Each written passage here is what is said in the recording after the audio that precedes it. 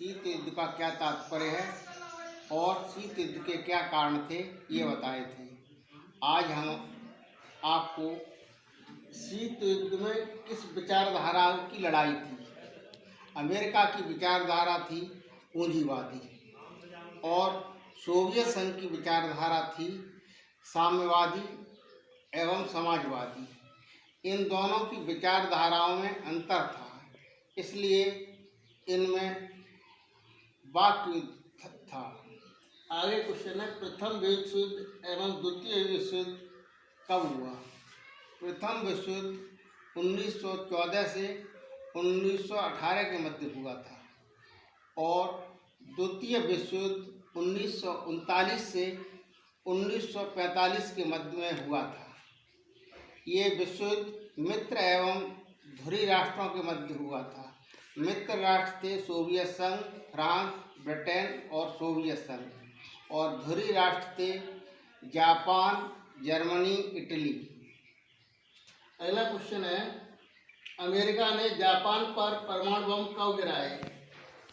America ने Japan पर परमाणु बम अगस्त 1945 में गिराए, जापान के हिरोशिमा और नागासाकी पर। इससे अपार धन जन की हानि हुई थी। ये बम 10 से 15 किलो टन तक के थे। आजकल जो बम बनाए जाते हैं वो हजारों टन क्षमता के रखते हैं, और इस तरह से अमेरिका की विश्व धरातल पर आलोचना हुई कि अमेरिका को बम नहीं गिराना चाहिए। तो इसमें सफाई अमेरिका ने ये कहा कि हम द्वितीय विश्व युद्ध को आगे नहीं बढ़ाना चाहते थे, जल्दी ख़त्म करना चाहते थे, इसलिए परमाणु बम गिराए। उसके बाद क्यूबा मिसाइल संकट क्या है। शीत युद्ध का एक कारण क्यूबा मिसाइल संकट था। ये क्यूबा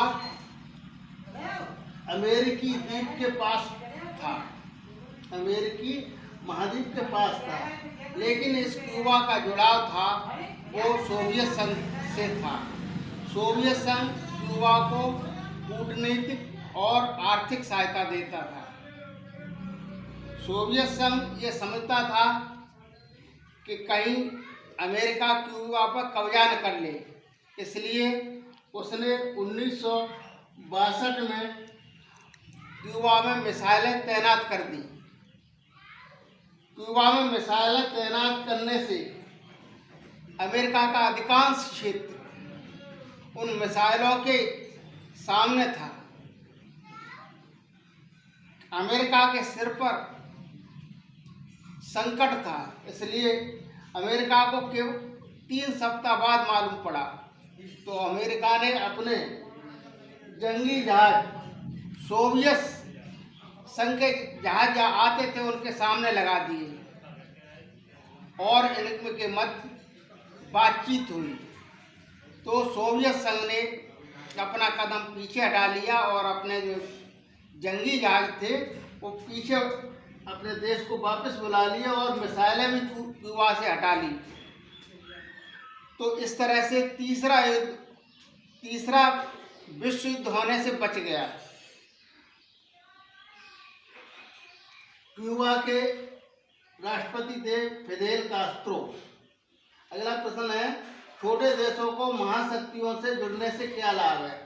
2 महाशक्तियां थी, अमेरिका और सोवियत संघ। ये छोटे छोटे देशों को अपने पक्ष में मिला रहे थे, और छोटे देश बड़ी प्रसन्नता से, बड़ी उत्सुकता से एक दूसरे से मिल रहे थे। इनको मिलने से इनको ये लाभ था, एक तो सुरक्षा का वायदा था, दूसरा हथियार, और तीसरे आर्थिक मदद। अगला प्रश्न है, महाशक्तियां छोटे छोटे देशों को अपने में शामिल क्यों करती थी। जब ये महाशक्तियां ही थी तो ये छोटे देशों को अपने में क्यों शामिल करती थी। इनको भी कुछ लाभ था, वो था महत्वपूर्ण साधन, जैसे तेल, पेट्रोलियम, खनिज इनको मिलता था। जैसे मान लीजिए उदाहरण के लिए अगर इराक है, इराक पर कोई कब्जा कर ले या उससे कोई मित्रता कर ले तो उससे पेट्रोलियम मिलेगा वहाँ।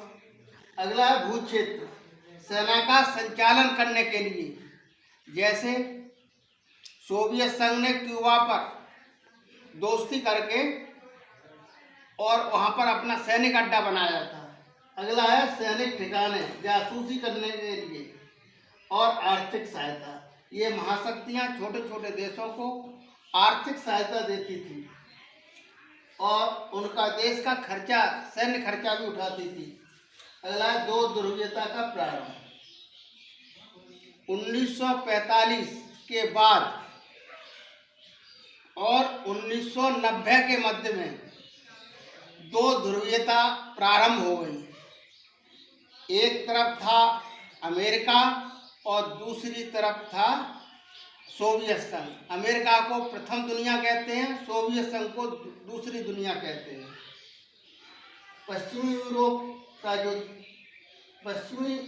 जो गठबंधन था वो अमेरिका के पक्ष में था और पूर्वी गठबंधन जो पूर्वी यूरोप के देश थे वो सोवियत संघ के पक्ष में थे।